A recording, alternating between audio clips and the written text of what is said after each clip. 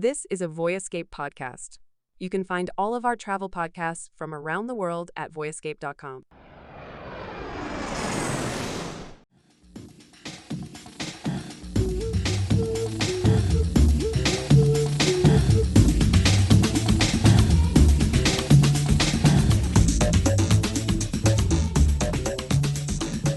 All right, so here we are at Tamarind Hills Resort. We are in Antigua and Barbuda, a beautiful paradise in the Caribbean. It is my 5th time here, David, and this is going to be a very special episode. It's the first time that we have recorded on location, and what a beautiful location to record from. Antigua is famous for 365 beaches, one for each day of the year. Although on this trip, we've learned that the beach is just the beginning, right? So in this first episode of a 2-part episode, we are going to talk about a little bit about culture, right? And I think culture is really one of the things that sort of sets this apart from maybe a lot of the other islands in the Caribbean or other similar tropical destinations around the world. I mean, we've certainly seen a lot going on here from a music perspective. We're going to talk a little bit about that. A lot going on from a food perspective that I know we're going to talk about a little bit in our second episode. And it's been great to be 5 days here. The first time me and you traveling together for a long time. For many years since Australia, many years ago.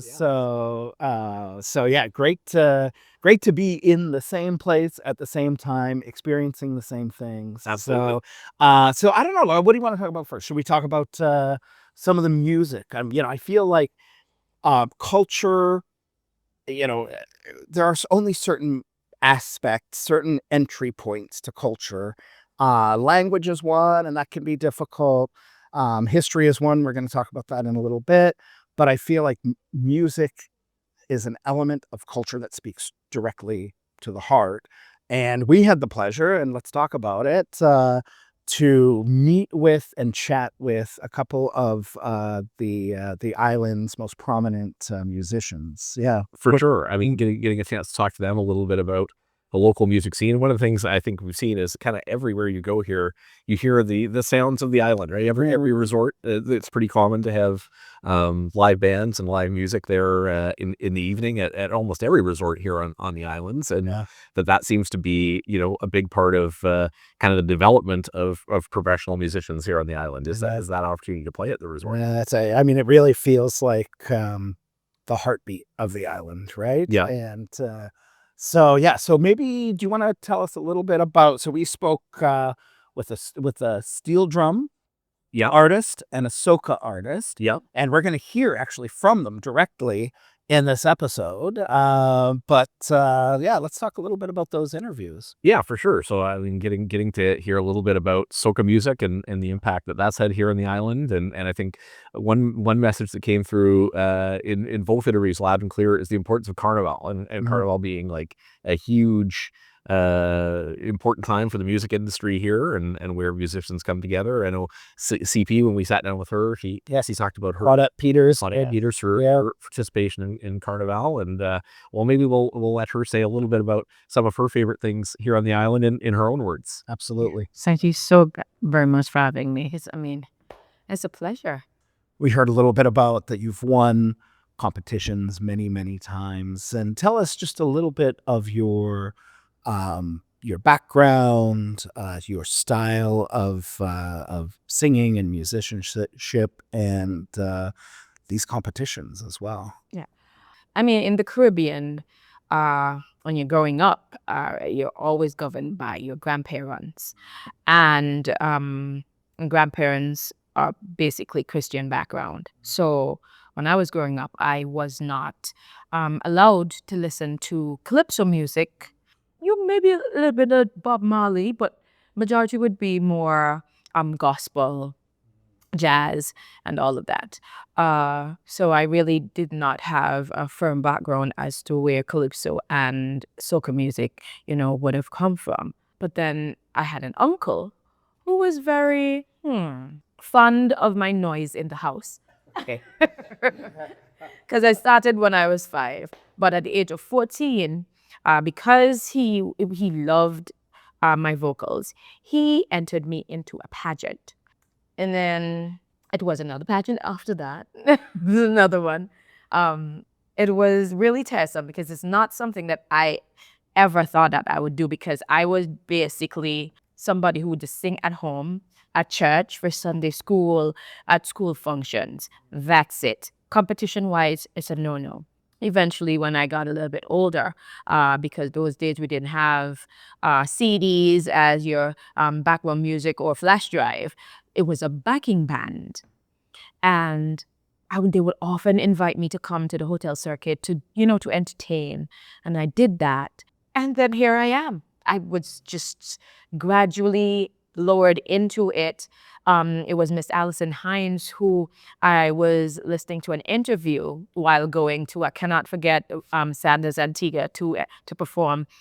And she was talking about her life through music. And then she started to play a lot of audio with her singing R&B and all. I was like, wow, I can do that. And then I started to look her up, and I felt like she had all the qualities that a diva should have. So I mean, in essence, I am pretty much the first female soca artist in Antigua. And when I started to compete, I was the first female to have won the competition, first female to have won so many times, which is 11, and first female to have won our road march. So I would have covered a lot of grounds. We're first as a female to music, and being an inspiration to a lot of the other upcoming females. Try to make sure that I give them the mentorship that they need, especially since I didn't have one when I was coming up. We had Calypso, female Calypsonian, but that was so much more different than who a soca artist should be, because it's more entertainment and all of that. With the Calypso, you just deliver the song. You sing the song, you make sure that you're clear and all that. Soca, you have to do a lot more. You have to get people involved. You have to dress the part. It's just is so much that is incorporated within entertainment through soca. And for our listeners who might not be familiar with soca, just on a baseline level, can you just sort of introduce that style of music for our listeners? Okay, so soca is pretty much a break off from Calypso music. Calypso music, they have several tempos in terms of beat per minute or per second. And so it's pretty much a break off where it's more of a fun, spirited type break off from Calypso, where Calypso is more of you're speaking about things that are happening in societies, politically oriented and all of that. But we are more of party. We speak of the vibes, the parties that are around. It's more of the fun spirit where our life encompass that sound. And I quite love it. And for my music, what I try to do for the last couple of years, so much has been going on where folks are going through so much. So I try my best to, give them feel-good music for the best part of it, just to make sure that persons realize that, whatever you're going through, it is going to be okay. I have a song called Not You. It goes, I found myself a happy place, only good vibes around me, with my friends and family. So whoever send you, tell them you not see me. You want to keep me down, you want to break my joy, and I tell you, not you, na na na na. 'Cause I'm gonna have a good day today, today, today. Tell them bad mind people, stay away, away. And I was surprised of the feedback I would have been getting from a lot of people on my social media pages. It's like, Claudette, thank you so very much, because I've been going through depression and listening to this song, it makes me feel so great. Yes, I'm fighting, but then for that little time, that 2 or 3 minutes that I'm listening to the song, I feel so much better, and it encouraged me to fight. So that kind of have me going for the last couple of years of like, okay, so I'm doing something great. So it's just not only me performing on stage, looking great and sounding great. I'm doing something to help persons, mentally forget about what's happening, or give them an opportunity to try to see how best they're able to deal with that, or try to make sure that they, kind of untangle the ruffled space that they're in. So for me, it's more of, a love, or just call me Dr. CP. Well, I was going to say, I mean, that was absolutely beautiful. Thank you so much, Dr. CP, for that.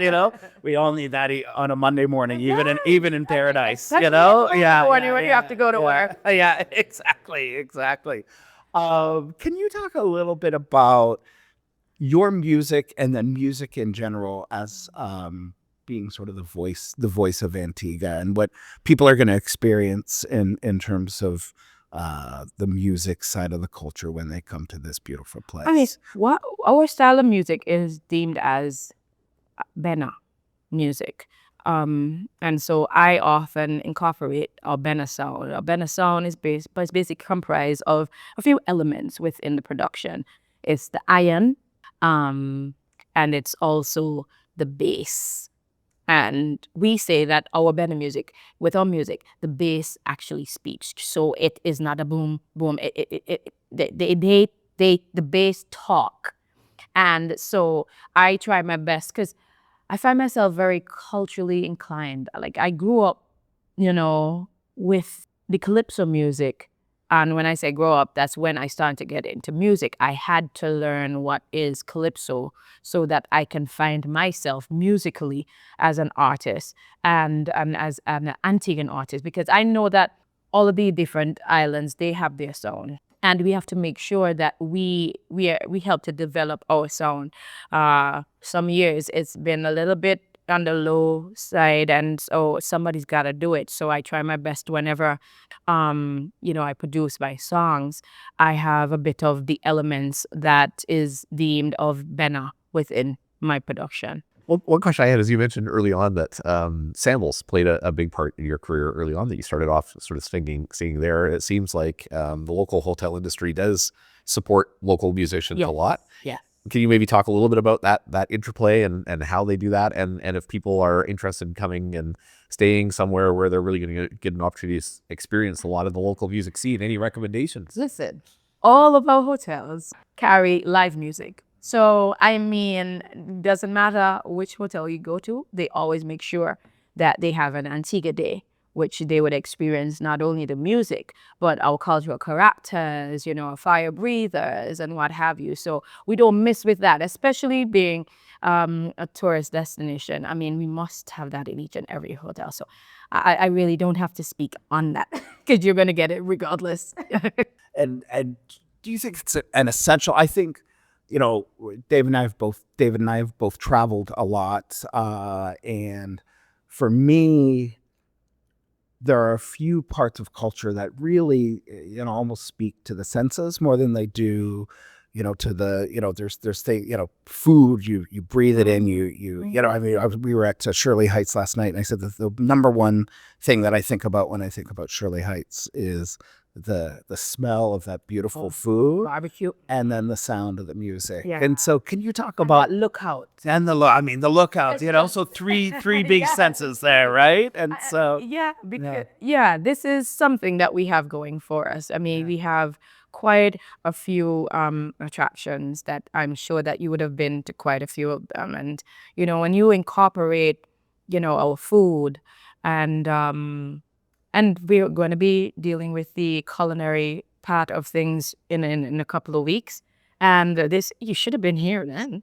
The Culinary Expo, where you get an opportunity to go and sample everything everywhere. And there is also a passport.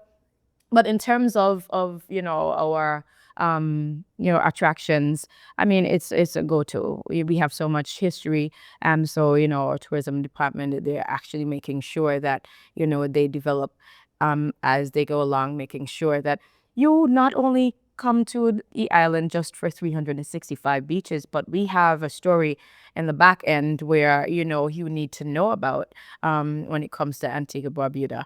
And when I say Barbuda, I mean Barbuda, our pink sand beach. That is to die for. It is so beautiful when I go there. I'm like, am I from here? Because I'm mesmerized by this. Absolutely. And yeah, and it is a sensory place, right? It is a place that you taste and you smell and you hear in the music, right? Yes, most definitely. Yeah. I mean, as long as you have all of these contributing, it supports what is deemed as Antigua for you, because we love the nightlife. You know, we do love our music, and I'm sure you saw the people partying, right? Yeah. The music was just pumping, and people, we love that.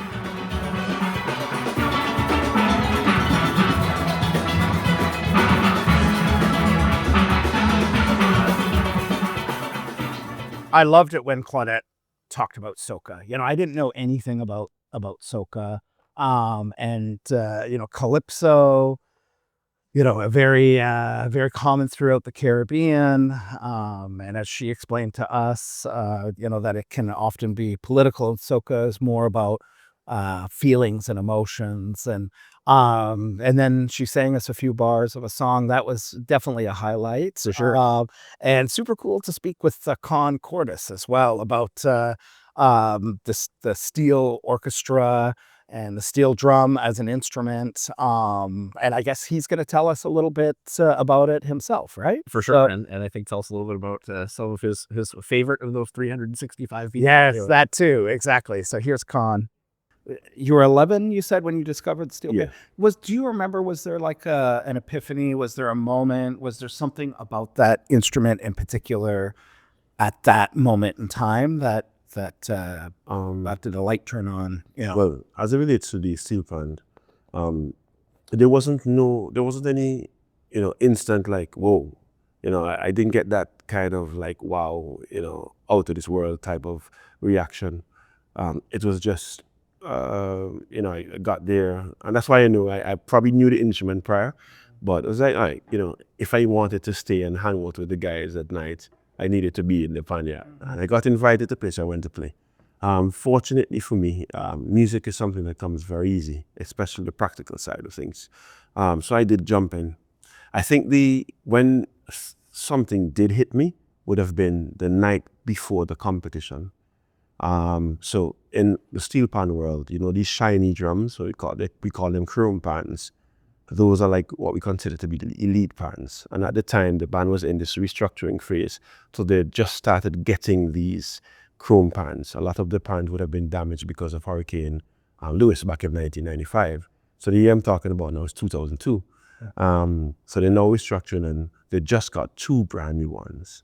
And what I do remember vividly was coming into the panya the night before the national competition. And the captain, who was in the same section as me, which would have been like the viola section if you're looking at orchestras, it's called the double tenor section. There were 2 chromed ones. He played one, and then he invited me to play the other one. And I was like, oh, this is like, you know, the most amazing thing. So that, I do remember that part, you know, very, you know, and that, you know, I did enjoy that entire season, because it did definitely change a lot of things in my life, well, which is why I'm here. The band that you play with is it Hell's Gate Orchestra? Yeah, so it's Hell's Gate Steel Orchestra, but we do have so it's culture for us here in the Caribbean that if you do have what we call an exclusive sponsor, that is, you know, a business partner, you do carry the name of the business sponsor. So the full name of the band currently is the Caribbean Union Bank Hell's Gate Steel Orchestra. So you may sometimes see a CUB attached to it, but the band's original name is Hell's Gate Steel Orchestra, and we're celebrating 80 years this year. And so you travel, you're talking about bigger than Antigua, so you guys travel internationally, you play in international competitions. Tell us a little bit about that. Right. So traditionally, this band is one of the most toured bands in Antigua and Barbuda. Started traveling as early as the 1950s to places like Trinidad. This band in 1949 was chosen to represent the Caribbean at the World Festival of Britain. but that got shut down because Trinidad was the Mecca, and there's a whole story behind that. But I've been traveling quite a bit, so we have participated in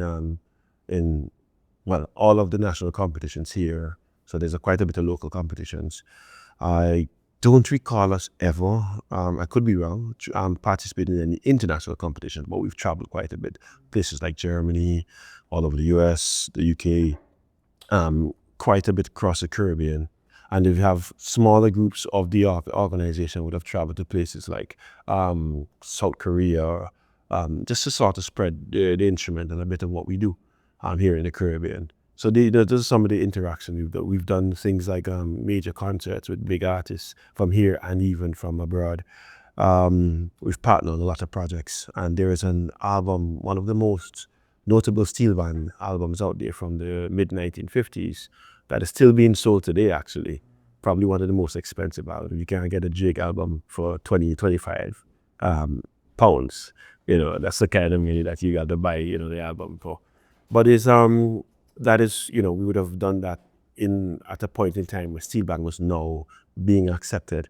So if you go on, it's called Steel Bands, Brute Force Steel Bands of Antigua. And Hell's Gate, I think, did about 2 or 3 tracks on that album. Yeah. And when you tour places like Germany, that are very different from, and I've been to Germany many times. It's nothing like Antigua, right? And so, what reaction do you get from people, not specifically in Germany, just as you travel internationally and you play? So the reception that you get, or the response that you get from people, is what you think I would have gotten when I first started, which is this, wow, but for most people, it's a very new sound. This instrument is not yet 100 years old. It's getting there in about another 10 years. So imagine that, the world is filled with billions of people. This instrument would have started in a place where, in comparison to some of the big countries, it's a pin drop. It's not even a full village, right? A full community. So you can imagine it's taken a little while to get out there. When we travel, I was just in Greece last summer, and I remember bringing my instrument out onto the street. I like to play, so I just go out and interact with people. There was a hang drum player. We were playing in the street, and everybody was coming back. They're looking to see if there's like any speakers or microphones on underneath, because it does have its own sound. It's what we call an idiophone. So it creates its own sound. So everybody's looking. It's like, where was this? We've never seen it before. It has such an amazing sound, and I am very much the entertainer. So when I see you, if I'm in Greece, I'm going to find Greek songs, to play. And like, wait, so no, it starts to become very familiar. Do things like when I travel to the UK and performing things like classical music, and I make it my intention to make sure that people understand, yes, it's an instrument from the Caribbean, an instrument that we spend heavily, we do heavily here in Antigua and Barbuda. But even outside of that, it's an instrument that can perform in any space.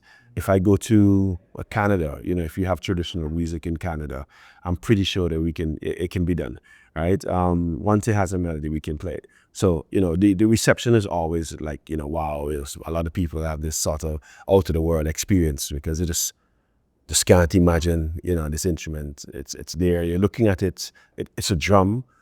How does it make such melodious sounds? When you look at the drum, most times people think of it as something very loud and obnoxious. Here we can actually sit down and play bedtime music. Sometimes we play Mary Had a Little Lamb, for kids, that kind of thing. So that's usually the reception you get, especially when you play music that they know, right? So when you hear Caribbean music, okay, cool. When I come to you and play. Like when I went to Dubai, for example, a couple of years ago, and we were in the middle of the desert with one of the sheiks, and I played like traditional, music from that side of the country, and he was just blown away. Like, yes, if it's a Caribbean instrument, we expect it to play Caribbean music, but when I play your music now, it's wow, that's usually the reception you get. Yeah. Okay. Can you talk a little bit about music as an Antiguan experience, but people coming here and experiencing the island and music as a part of that, and you specifically even your music? Okay. Um, Here, we vibrate a little differently from, the US, the UK, the Middle East. I've never been to Australia, but I'd love to at some point in time.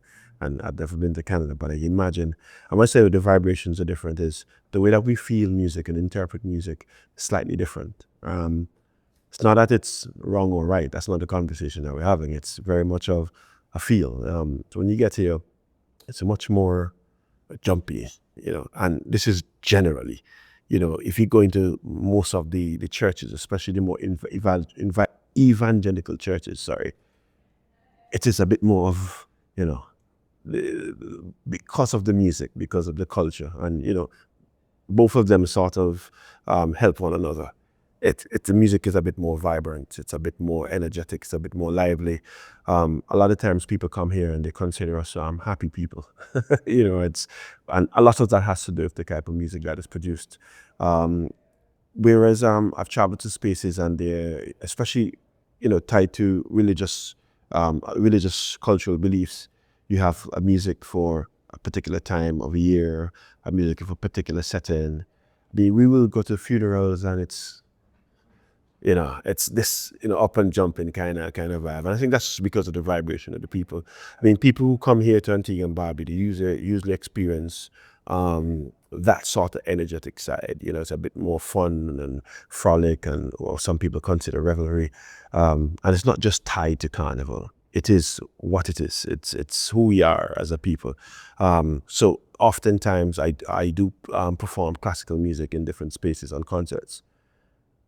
I don't present it the same way, a traditional classical musician would, because I have this bounce inside me. So I'll be playing my Moonlight Sonata, dun, dun, ding, on my instrument, right? Dun, dun, and I'm there like dun, dun, dun, dun. But it's very much a groove. That's just who I am, and it's very much a vibration of the people. Can I maybe ask, for people who are coming to visit the islands and really want to get immersed a little bit in the local music scene, local cultural scene, are there any great music venues or ways that they can really sort of get access to kind of discovering some of that? There are quite a bit, and it's sort of turning around. So prior to when I've known myself, I'm a 1990s baby, right? I was actually born 1990, right? So prior to that, there were quite a bit of established music venues. That was the culture. Since I've known myself, we've had established performance venues, but they weren't like a nightly thing. It would have been people putting on, private shows, or the government would have investing, resources into putting on like mini festivals and larger festivals of the sorts. Depending on the time of the year. So for us, our seasons are not, how to put it, it's not a summer, spring, that kind of thing. It is a carnival season. Yeah. It's a sailing week. That's how we sorted it. So carnival season it's an established thing. So from anytime from May all the way down to the middle of August, it is carnival. Even though carnival is a 2-week, sort of celebration, between now and then it's going to be every weekend, 2, 3, 4, 5 events on a day, on a Saturday, on a Sunday. There are quite a number of things happening. But what I can say is more, if you do come to Antigua, outside of the carnival period, outside of the established festivals, there's quite a bit of community bars and community centers that are actually trying to bring back this live music scene. So at Weatherhills is a new one, a beautiful space. Weatherhills Estate. It was, an estate before that they, I can't even say redesigned, they just refurnished it, if I want to put it that. You go in and you do feel that sort of estate type living. It's a small boutique hotel, beautiful, amazing food. On Thursday evenings, you're going to get live band, playing music there every Thursday. And it's a free entry. I just can't imagine, place on Fridays, Saturdays, and Sundays. There are quite a bit of bars. I know a very popular bar now that does local sort of party music is what's the name of this bar up in Pickett's? Landing Strip. right? And it's right next to the landing strip at the airport. And that's why they get the name. So there are a couple of those bars that are promoting live music. We are fortunate to have, a very thriving tourism season. So a lot of musicians that you may know or you may not know, and not necessarily you, but people generally who ply their trade every single night, every afternoon in hotels. Just that's all they do. They play music. So for some hotels, for most hotels, it's close to, outside guests.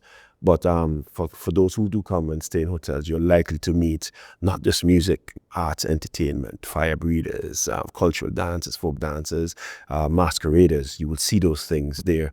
And then outside of that, masqueraders, folk dancers, you'd see them very much a part of our festivals. If you come here for conferences, they'll be very much a part of opening ceremonies and closing ceremonies, because that is what we do, as a people. That's how we feel we need to share our art, culture, which, with our guests.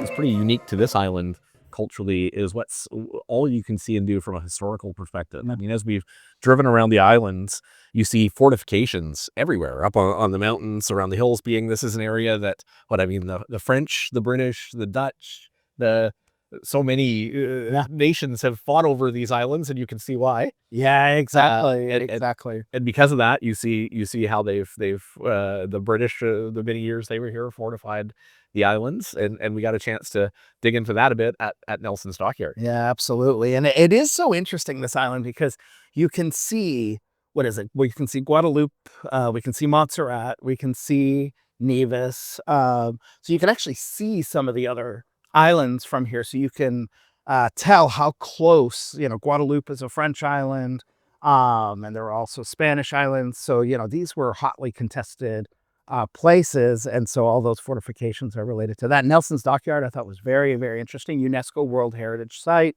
Had a great tour guide who really brought those stories to life. Believe it was in the 18th century for about 3 years that Horatio Nelson was stationed in that dockyard. So stories about him and about the sailors and the ships there, and just, I think my favorite part was that even today, it would look very, very different in the 18th century, but today it's a beautiful place. Just lined with yachts and sailboats, a lot of life, a couple of restaurants there where you can go dine, and just seeing the life that is there now. It was a hopping place with everyone sailing out. I think there's a regatta coming up, so there were some sailboats there related to that, and beautiful sunny day, right? Yeah, I think Sailing Week happening in about, we're here now at the middle of April. I think Sailing Week happening in a couple of weeks, which is another one of those big events that attracts a lot of people here, and Nelson's Dockyard for sure, kind of a central point for that. And then also, as we were digging into history a little bit, we got to go just sort of across the bay and up the hill up to Clarence House as well. Yeah. Which had a great interpretive center, which was kind of built out by CEDA, Canadian International Development Agency, contributed there. And they've got kind of a fun interactive display up there about local history and culture as well. And I really thought it was a fantastic way to get a lot of Antiguan history in a short amount of time. And I believe, correct me if I'm wrong on this, Clarence House, Princess Margaret stayed there on her honeymoon for at least a night. For one night, very, very briefly, before going to the sister island, to Barbuda, which we did not see on this trip, but we would love to see on any sort of return trip. But interesting to have that little bit of history as well, right? For sure. So yeah, and then one last activity, and then we're going to talk a little bit about accommodations, including this beautiful place. We spent an afternoon on Galleon Beach, so a little bit of history there with cannons, and we were at a beach bar called Loose Cannon, and beautiful food, beautiful view. And you had I didn't go on this experience, but David, why don't you talk a little bit about scooter snorkeling? Scooter snorkeling for sure. Whenever I get to a tropical location like this, I try and get on my snorkel mask and get into the water as quickly as possible. and they had a bit of a unique experience here. If you've ever watched some of the old school James Bond movies where they do the underwater scooter, they had exactly those. So I'm not sure I looked like Daniel Craig on it, but it was good fun. I think you did. I don't know. I'll give you that. You know, They were electric. maybe not as many hours in the gin as Daniel Craig, but yeah. Good fun though. Yeah.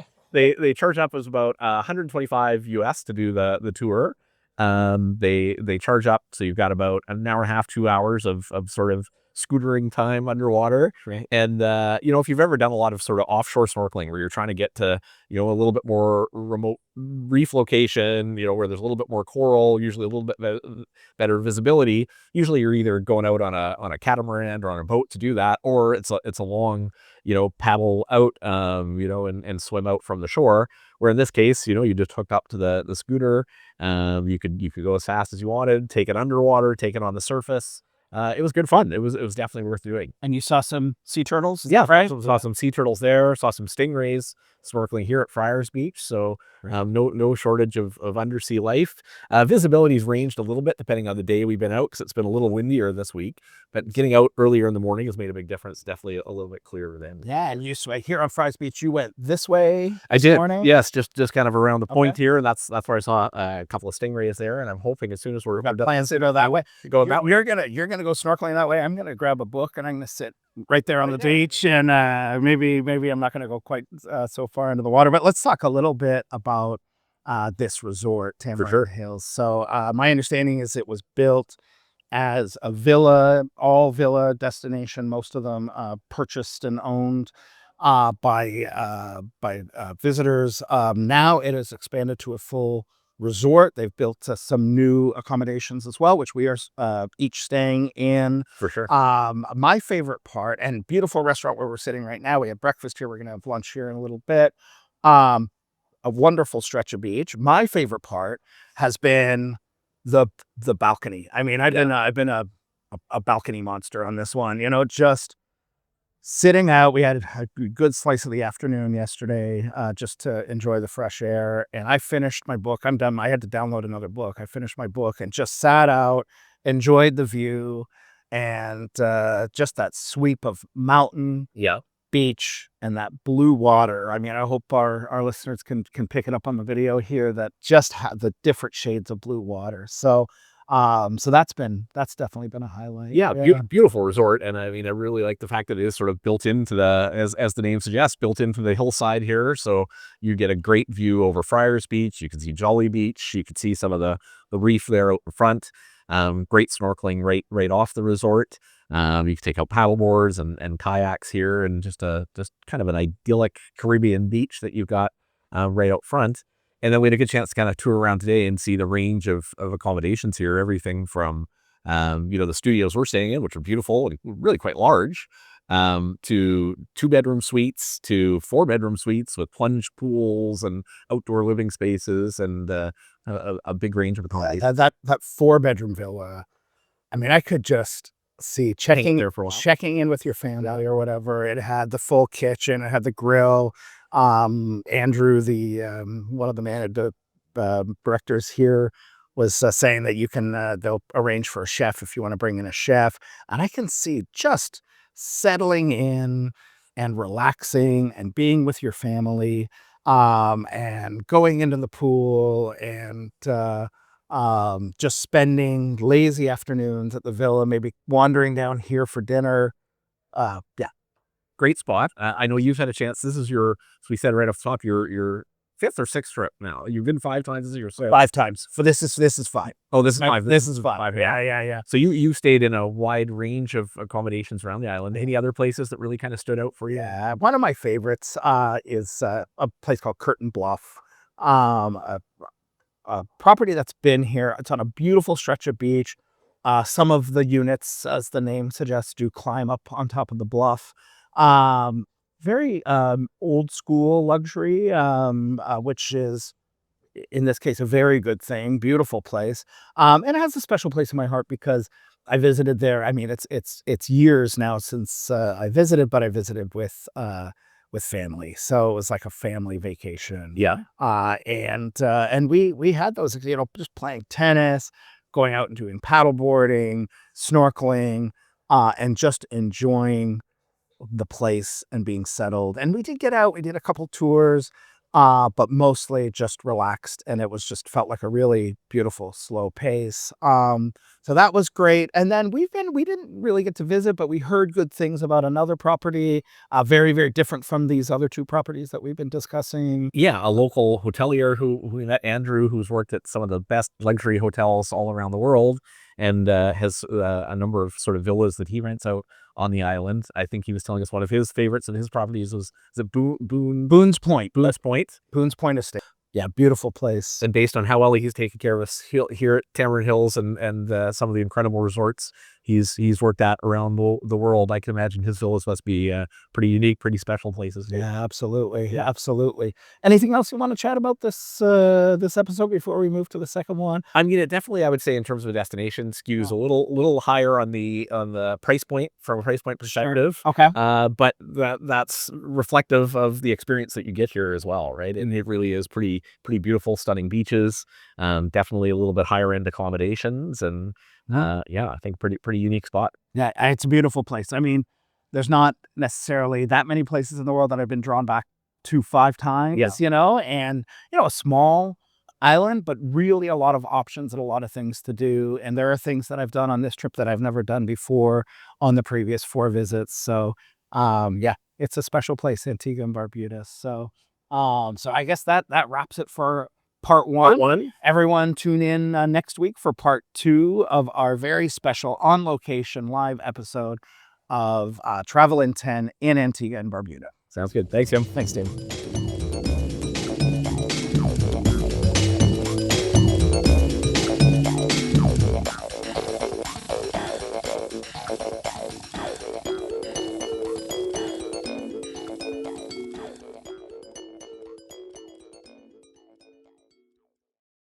For hilarious and inspiring travel stories, check out Travel Tales with Mike Siegel. As a comedian and TV host, he's got some of the best travel stories out there. Find it at voyescape.com.